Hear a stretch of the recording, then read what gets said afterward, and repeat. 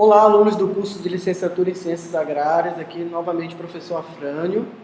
Nesse vídeo eu vou tratar da unidade 4, nossa última unidade, em que ela está dividida em duas aulas. Então vocês vão ver no ambiente virtual, na unidade 4, que nós temos duas aulas. Então essa primeira aula, nós vamos falar um pouco sobre classificação de solos.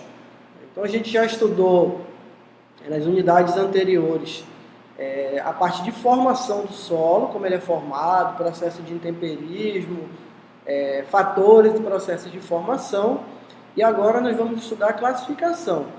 Então, primeiramente, a gente precisa entender para que a gente classifica alguma coisa. Então, eu coloquei aqui, a classificação é uma técnica comumente utilizada em diversos ramos da ciência, bem como no cotidiano de todos nós. Então, a botânica, a zoologia, as outras ciências, elas classificam.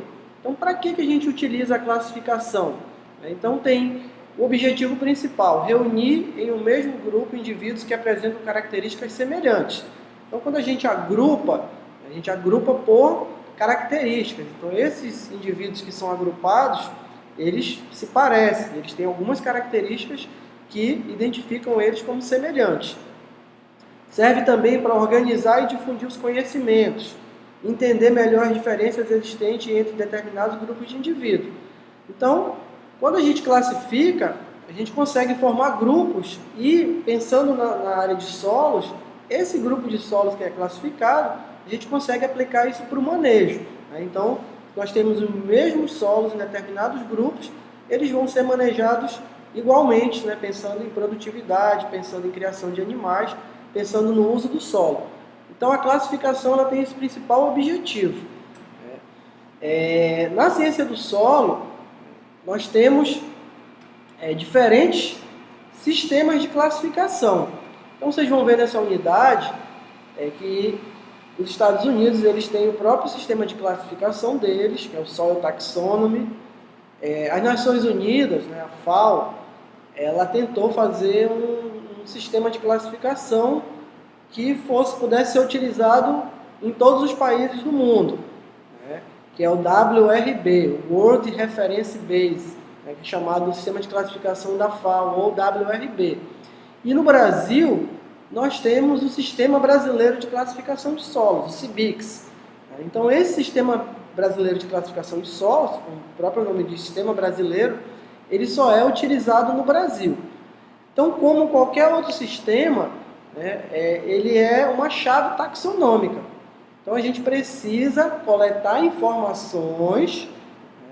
Então, quando vocês estudaram a parte de atributos morfológicos, a gente vai lá no campo e consegue coletar informações do solo. Com essas informações, a gente vai até o Sistema Brasileiro de Classificação e ele vai fazendo perguntas, e com o que nós coletamos no campo e com as análises complementares no laboratório, nós vamos respondendo essas perguntas e vamos classificando o solo. Então é importante, nessa unidade, vocês entenderem a definição de horizonte, que eu coloquei aqui, os principais horizontes do solo, que são as camadas paralelas, geralmente paralelas à superfície do solo, que nós chamamos de horizonte. Então vocês vão ver que eles têm várias letrinhas aqui, O, H, A, B, E, R, C. Então, cada letrinha dessa significa que aquele horizonte do solo, aquela parte do solo, ela apresenta uma propriedade, apresenta uma cor, apresenta mais arenosa, mais argilosa. Ela tem características que diferenciam das demais, por isso que ela ganha essa letrinha. É importante entender esses horizontes. O que mais que eu coloquei aqui? Eu coloquei um pouco do histórico da classificação, como surgiu o Sistema Brasileiro de Classificação de Solos, desde a década de 70, com as primeiras aproximações, depois a Embrapa foi lançando em 80 até 97, até que em 1999 nós chegamos na primeira edição do Sistema Brasileiro de Classificação. E no ano passado, 2018, foi lançado a 5ª edição do Sistema Brasileiro de Classificação. Então, cada edição ela vai sendo aprimorada, vai sendo modificada, e vai sendo atualizada e publicada com essas modificações. Então, vocês leiam esse material que eu coloquei aqui, falando dessa trajetória do sistema de classificação. E também é importante saber que algumas propriedades do solo, então vocês vão estudar mais a fundo, né? Vocês vão entender um pouco da química, um pouco da física do solo. Então vocês vão ver que algumas propriedades, coisas que nós medimos, coletamos o solo no campo, levamos para o laboratório, elas são chamadas de atributos diagnósticos. O que são atributos diagnósticos? É uma série de propriedades do solo que são utilizadas na classificação. Então, um exemplo: quanto que o solo tem de fósforo? Quanto que o solo tem de nitrogênio? Qual é o pH do solo? Esse solo ele é ácido? Então, esses atributos, alguns deles, desses que eu citei, o solo arenoso, o solo argiloso, eles são usados na classificação. Então, tem uma série de atributos diagnósticos que eu listei aqui, ó. Atividade da fração argila, a saturação por base, caráter ácrico, alumínico, alítico, álico. Então, esses atributos diagnósticos, eles são coletados a partir de análises realizadas em laboratório, né? Alguns são feitos cálculos com os resultados das análises para chegar neles, e são utilizados para fins de classificação. Também nós temos, para classificação, os horizontes diagnósticos, que são divididos em superficiais, que ficam mais próximos da superfície, e os horizontes subsuperficiais, que são aqueles que ficam em maior profundidade. Então aqui, ó, nós temos os superficiais, como exemplo, o ístico, horizonte aúmico, A chernozêmico, A proeminente, A moderado, e temos os subsuperficiais, né? B textural, B latossólico, horizonte Gley. Então esses horizontes, quando eles são encontrados no campo, eles pertencem a determinadas classes de solo. Então, quando a gente encontra um horizonte desse no perfil, a gente já exclui alguns solos que não têm esse horizonte e já pensa em alguns grupos de solos que possuem esse horizonte. E aí, com as outras informações, a gente usando o sistema de classificação, a gente consegue chegar na classe de solo. Então é interessante entender, né, que o sistema de classificação ele é dividido em 6 níveis, né? Ordem, subordem, grande grupo, subgrupo, família e série. Então esses 6 níveis são como se fosse o nome, sobrenome do solo, e conforme a gente vai aumentando isso, né, o nome do solo completo teria 6 partes, a gente aumenta o nível de detalhamento. Então vejam, na aula que eu coloquei aqui, essa ideia de que conforme a gente aumenta, consegue chegar na classificação no 4º, no 5º, no 6º nível categórico, a gente consegue um grande detalhamento sobre aquele solo estudado. E para finalizar aqui essa primeira parte, na aula que eu coloco que no Brasil nós temos 13 ordens de solo, ou seja, 13 nomes de solos que vocês precisam saber, que vai de A até a letra V.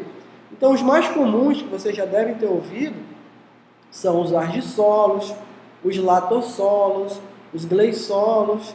Então, é bem fácil, todos terminam com solo. Tá? Então, é interessante vocês saberem. Então, em qualquer lugar, se a gente abrir um perfil, alguém com experiência em pedologia e classificação de solo, ele vai classificar e o solo vai ser classificado num desses 13 nomes que estão aqui.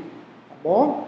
Então, essa primeira parte aqui, a gente finaliza com as ordens, e a segunda parte da aula, a gente tem as principais unidades de solo da Amazônia.